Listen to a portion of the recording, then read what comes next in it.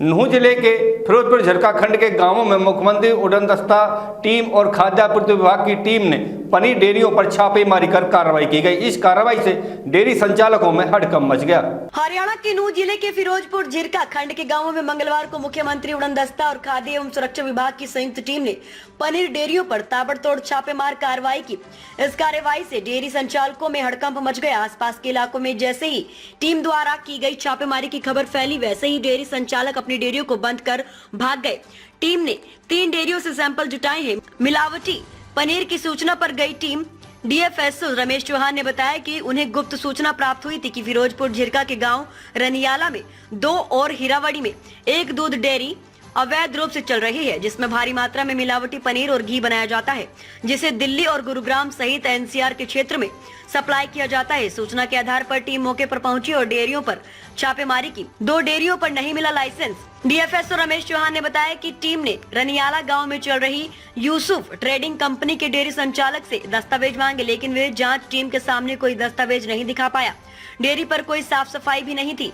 मौके पर 750 kilogram gulab jamun, 1200 kilogram rasgulla तैयार था। टीम ने गुलाब जामुन रसगुल्ला के 4 सैंपल लिए हैं। उन्होंने बताया कि गांव हीरवाड़ी चल रही मुबीन डेयरी के संचालक से भी लाइसेंस मांगा गया, लेकिन उसके पास भी कोई लाइसेंस नहीं था। मैं doctor Ramesh Chauhan, district food safety officer Nuh. आज सुबह से ही सीम फ्लाइंग नूंह ने मुझे फ़ोन पे अवगत कराया कि हमें डेयरियों में जाके छापेमारी करनी है और हम सबसे पहले फिरोजपुर झिरका में गए। वहाँ पे गांव नरियाला में सबसे पहले आशू डेयरी थी, वहाँ पे उसमें जाके हमने रसगुल्ले का और गुलाब जामुन का सैंपल लिया। उसके बाद साथ में ही एक मुनफेद की डेयरी थी, उसमें बड़े गंदे तरीके से पनीर बनाया जा रहा था। हमने बड़ा अनहाइजीनिक तरीके से वहाँ पे दूध मिला, तो दूध का और पनीर का सैंपल लिया और इस कार्रवाई को जारी रखते हुए फिर अगले हम हैरवाड़ी गांव में आए। वहाँ पे भी एक बिना लाइसेंस की एक डेयरी चल रही थी। वहाँ पे हमने मुबीन डेयरी के नाम से थी, वहाँ पे हमने एक अनहाइजीनिक तरीके का मिल्क क्रीम थी, उसका सैंपल लिया और दूध का सैंपल लिया। उसके पास भी लाइसेंस नहीं था, फूड सेफ्टी का लाइसेंस नहीं था। हमने उनको उचित कार्रवाई के लिए अब उच्च अधिकारी को लिख रहे हैं और उसके बाद जिन डेयरीज के पास लाइसेंस नहीं है, हम उनको नोटिस दे रहे हैं कि भाई आप जब तक पनीर और अन्य चीजें ना बनाएं, जब तक आप लाइसेंस नहीं ले लेते हैं।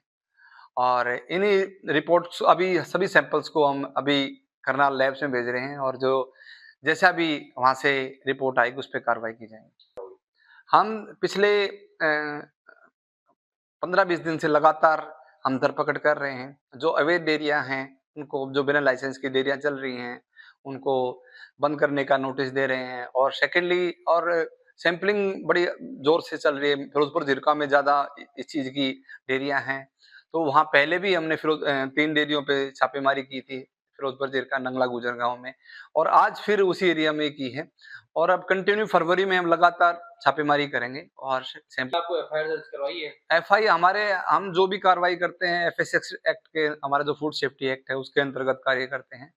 हम एफआईआर नहीं करते, हम डायरेक्ट कोर्ट में लगाते हैं। जैसे अगर हमारा सैंपल अनसेफ आता है तो हम सीजिम कोर्ट में लगाते हैं, उसमें सजा का प्रावधान है। अगर लाइसेंस नहीं मिलता है उसमें भी क्या नाम है, जुर्माने प्लस सजा का प्रावधान है। तो वो हम कर रहे हैं और आगे डेयरियों को हम नोटिस भी दे रहे हैं, भाई बिना लाइसेंस अगर आप चलाते पाओगे तो ये इलीगल एक्टिविटीज होगी, उस पर कार्रवाई की जाए। सर क्या प्रोसीजर इसका? हमारा एफएसएसआई ही लाइसेंस देती है, हमारे डेजिग्नेटिंग ऑफिसर हैं, वो अथॉरिटी हैं उसकी लाइसेंस देने के लिए।